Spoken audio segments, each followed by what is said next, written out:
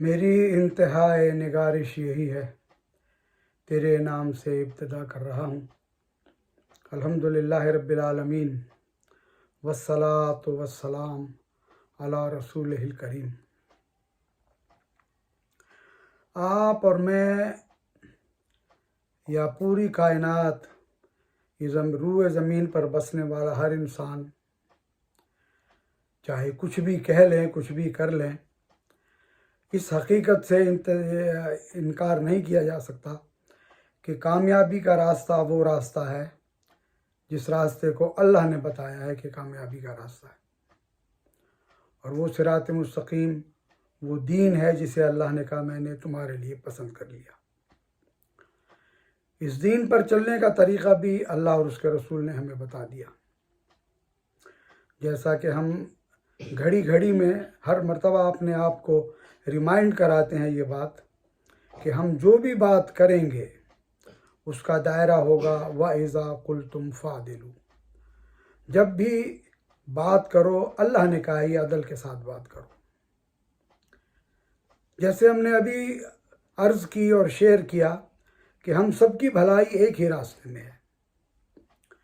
अब थोड़ी देर के लिए यहाँ रुक कर ज़रा गौर करें कि आप और मैं, ख़ास तौर पर मेरी उम्र के वो लोग जो पैदा हुए पाकिस्तान में, अब उम्र के इस हिस्से में हैं, इस हिस्से में आकर मेरे जैसे लाखों नहीं करोड़ों लोग ऐसे हैं जो ये बात बरमला कहते हैं कि पाकिस्तान इस्लाम के नाम पर बना था, यहाँ इस्लाम नाफिज नहीं हो सका, इस्लाम हम ला नहीं सके, हमें जो क़यादतें मिली वो अपने वादों में भी सच्ची नहीं थी, अपने किरदार में भी सच्ची नहीं थी, मुल्क में जो इदारे बने, जब बने तो सही थे, वो करप्ट होते चले गए।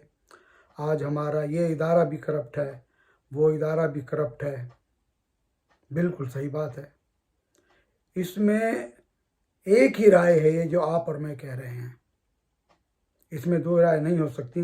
बिल्कुल इसी तरह है जिस तरह आप और मैं कह रहे हैं, और इंशाअल्लाह आने वाले वक्त में हम इन तमाम मौज़ूआत पर बात करेंगे बिल्कुल उसी दायरे में कि वइज़ा कुल्तुम फ़ादिलू।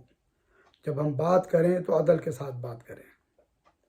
मगर इस वक्त मैं जो बात आपसे शेयर करना चाहता हूँ वो ये है कि ये अभी अभी जो इल्ज़ाम हमने लगाए ये हम दूसरों पर लगाते हैं कि वो हैं जिन्होंने इस्लाम के लिए काम नहीं किया, वो हुकूमतों में आए इस्लाम नाफिज नहीं कर सकते, वो उनका किरदार सही नहीं है, वो ये सारे वो हैं। इसमें मेरा कहीं जिक्र नहीं है। हालांकि असल में जो जिक्र होना चाहिए वो मेरा होना चाहिए कि मैं ही एक फ़र्द हूँ इस उम्मत का।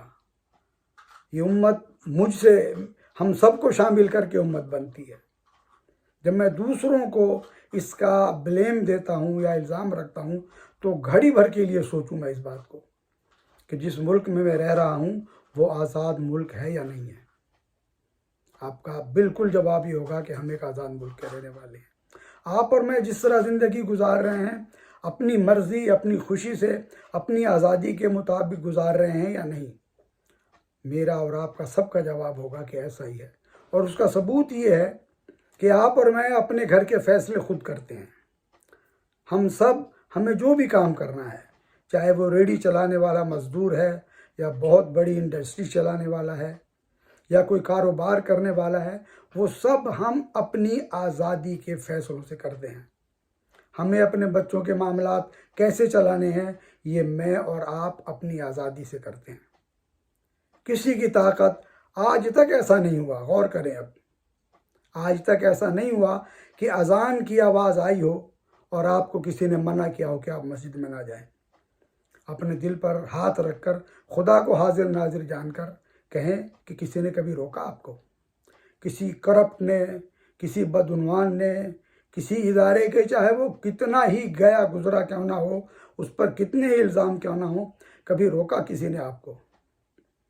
ज़कात के लिए कभी किसी ने कहा आज अगर अलल ऐलान हम ये ऐलान करें कि मैं अपनी ज़कात देने जा रहा हूँ तो उस मुल्क में कोई इदारा है जो मुझे मजबूर करेगा कि आप ज़कात नहीं दे सकते?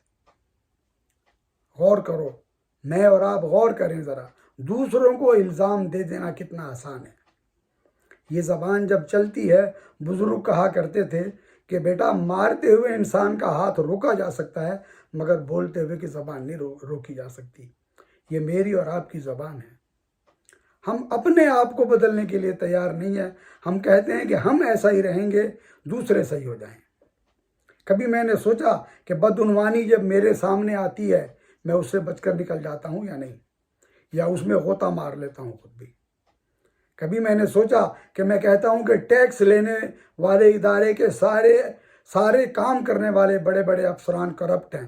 میری اور آپ کی ایک ہی رائے ہے، اور یہ بالکل صحیح رائے ہے۔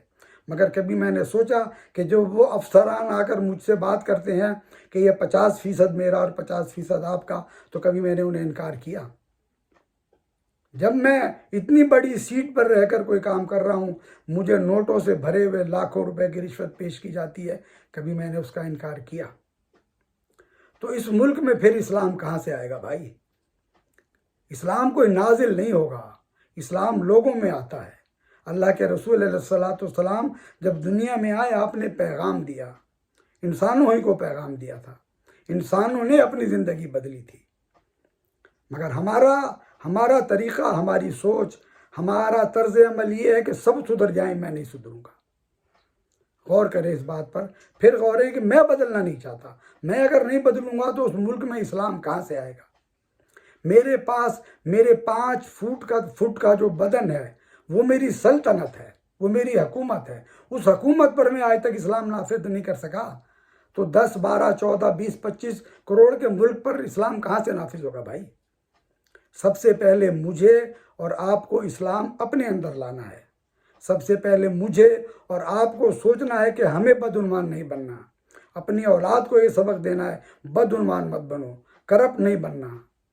مجھے مصمم ارادہ کرنا ہے کہ میرا خدا مجھے اتنی توفیق دے کہ توفیق آئے گی جب میں چاہوں گا کہ میرے رب جب میرے سامنے رشوت ہو تو میں نہ لے سکوں۔ اپنے آپ کو بری ذمہ قرار دے کر دوسروں پر الزام رکھ دینا بہت آسان ہے۔ میری اور آپ کی کوشش ہوگی ان دروس میں، اس درس میں، اس بات کے ذریعے ہم سب یہ کوشش کر رہے ہیں، ہم سب انسان ہیں، غلطیوں سے ماورا نہیں ہیں، مگر الحمدللہ اگر ہم نے سوچ لیا ہے کہ ہم سیکھنے والے ہیں، تو سب سے پہلا اسلام مجھے اپنے اس 5 ساڑھے 5 فٹ کے جسم کے اوپر نافذ کرنا ہے۔ مجھے بتائے کون روک رہا ہے آپ کو؟